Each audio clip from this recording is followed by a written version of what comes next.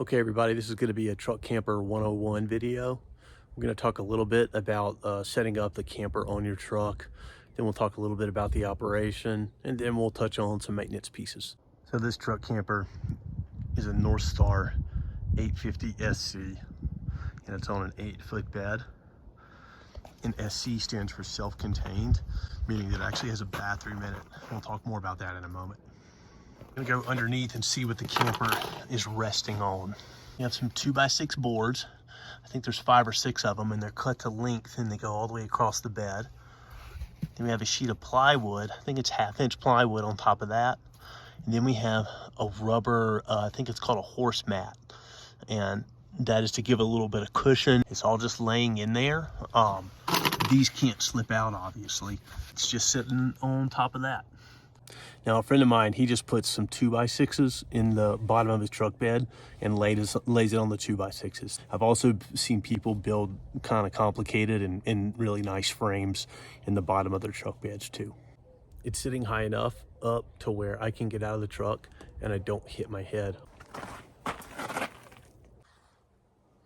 There's several ways to connect the truck bed camper to the actual truck. We use a system called torque lift. This is the torque lift system. It actually connects to the frame, and then you can slide that piece out when it's not in use. And then there's these chains, and there's actually a spring in here that helps allow for a little bit of give as the camper will rock back and forth a little bit. That's what the back looks like. And it actually slides into the receiver hitch.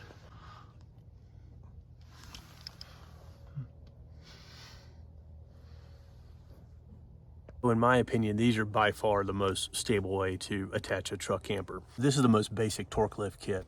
It still costs about $1,000, and I installed these myself. You have to drill a hole into the frame of the truck, which can be a little bit daunting. The main thing is that if you do that, you make sure there's not like a fuel line or something on the back side of the frame where you're drilling the hole. So there's also a system called Brophy. What they do is they slide into these square holes in your truck bed, and then a little flange comes down and it attaches to this. Same thing in the back. The only negative feedback I've heard about those is that this thin metal, thin sheet metal on your truck bed can kind of get worn out with those. So there's also a style of truck bed campers that have anchor points at each of the 4 corners, and they will anchor to an anchor point down in the bed of the truck. My buddy's got a Hallmark, and another friend has a 4-wheel camper, and that's how they anchor. So this is a 3/4 ton truck, or a 2500. A 1500, that's called a 1/2 ton truck, and a 3500 or a 350, that would be a 1-ton truck. Usually you're going to want a 3/4 ton truck for a truck bed camper. There's some exceptions, but you have to look at the weights and the payload and towing capacities and all those pieces. That's a whole nother world in and of itself, and we'll just keep things simple for this video. Okay, let's go inside and talk about some of the operational things. Okay, here's my latch. I'll take my little safety out and unlatch. There's 6 of these latches I'll undo. It's highly unlikely these buckles will come undone, but I like to use a little carabiner safety latch and hang it from my door here. Okay, let's go inside.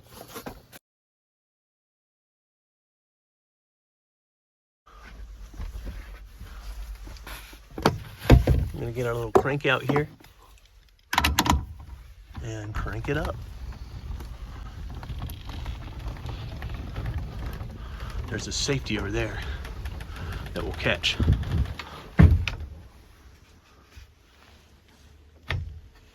Okay, we are popped up. It's easy as pie. I'm 6'2", and I can stand up straight in the back of this truck bed camper and still have quite a bit of room. This truck camper has a full-size queen mattress in it. It's in the front, obviously. Just got a memory foam mattress from Walmart. It works great. There's actually a zipper that you unzip and you put it in from the front window up there if you want to change the mattress out. A lot of storage underneath the bed too. There's quite a bit of storage on either side of the mattress as well. And there's some storage in the front here. Storage down under the cabinets there. These are pretty small, but storage nonetheless. And we have a sink and a stove. Big storage there. And here's the bathroom slash shower area. That'll probably be its own video.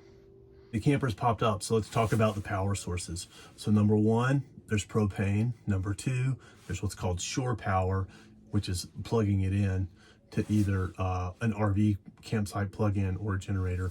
And number three, there's a Group 27 size battery. It came with a Group 24, but I upgraded it to a bigger battery. I don't have a solar panel. Maybe one day I'll put one on. This camper has a propane stove. It's right here. It's got 2 burners, and you just light it with a big lighter. It's about as strong as a Coleman stove. I think it's 12,000 BTUs. This camper also has a refrigerator. It's right here.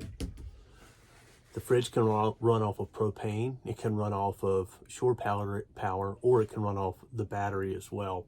I usually run it off of either propane or shore power. Okay, so the battery and the water tank are in there. We're going to talk about that next. Okay, so I just slid this out of the way. There's like a 36-gallon water tank here, and then there's a battery there. It came with a Group 24 size battery, but I put a bigger Group 27 size battery in it because the box would accommodate one. We've got some odds and ends in here, a fan, some chemicals. That's the water pump, a hose, things of that nature. That's where you drain for when you're winterizing. Shore power is when your camper is plugged in to plug it like a RV campground, or when it's running off of a generator. This is where the power cord is.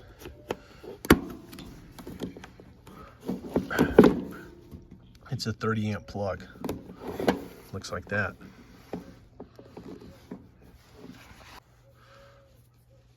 You can also plug this adapter into it, so it'll take a regular extension cord. Your water tank fills up right there. This is a water heater. That's where some of your refrigerator controls are. That's actually an outdoor shower, which is really nice. And this is exhaust. This is the propane storage. Propane will always be stored outside, and it will be vented for safety reasons. That's what this is. This is the vent. That's the propane tank. This is the water pump down here. It runs off the battery and powers the sink, so powers the indoor shower and the outdoor shower. The battery also helps to flush the toilet. That's antifreeze.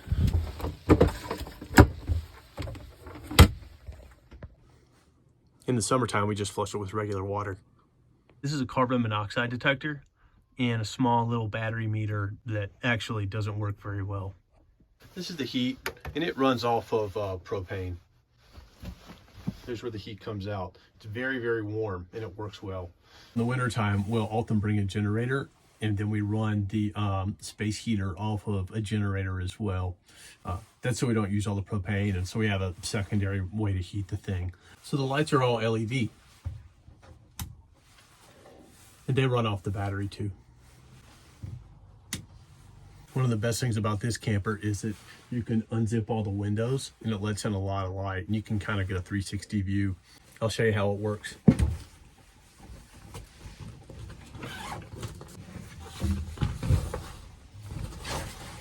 There's that. And you can also unzip this. And there's mesh here. These windows are tinted.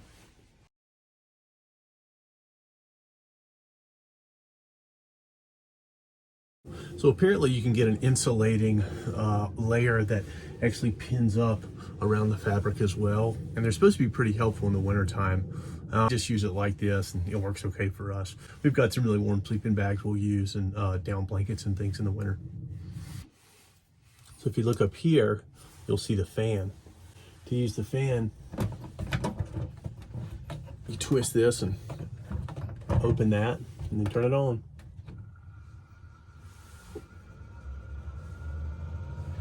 It has an exhaust setting and a setting where it blows inside the camper. You usually leave it on exhaust because when you're taking the camper down, you leave the fan on so it evacuates the air and pulls it down really snugly.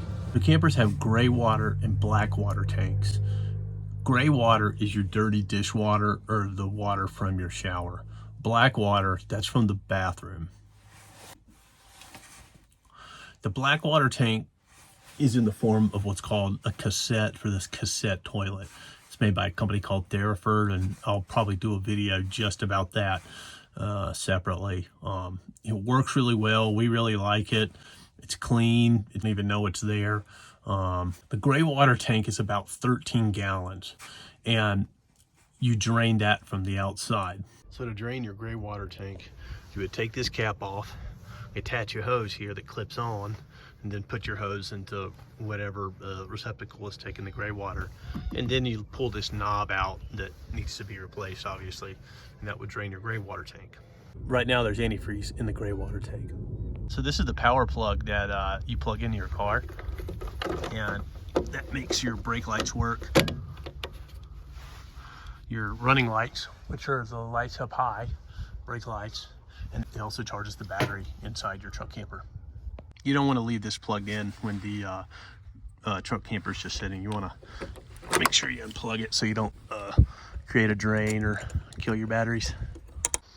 This is the hot water heater. I keep a lighter in there, and if I want to light the hot water heater, I turn this on up here, light it down there, and we have hot water pretty quickly.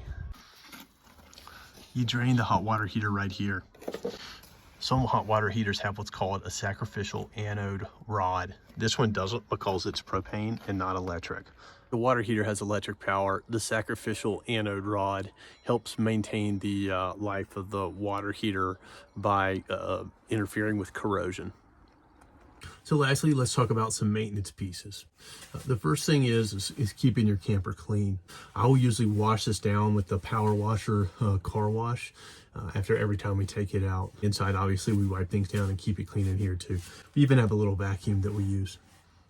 Another maintenance piece is sealing the roof. This has a metal roof on it, and it's been resealed. A lot of times people use a substance called Dicor to reseal the roof. And my understanding is that it's self-leveling, meaning you kind of squirt it out. It's kind of like caulk or something like that, and then it will level itself out. Again, that's a fairly complicated process. You want to make sure that you have a good solid roof, because water damage is the thing that really will mess up a camper. The last maintenance piece is the importance of winterization.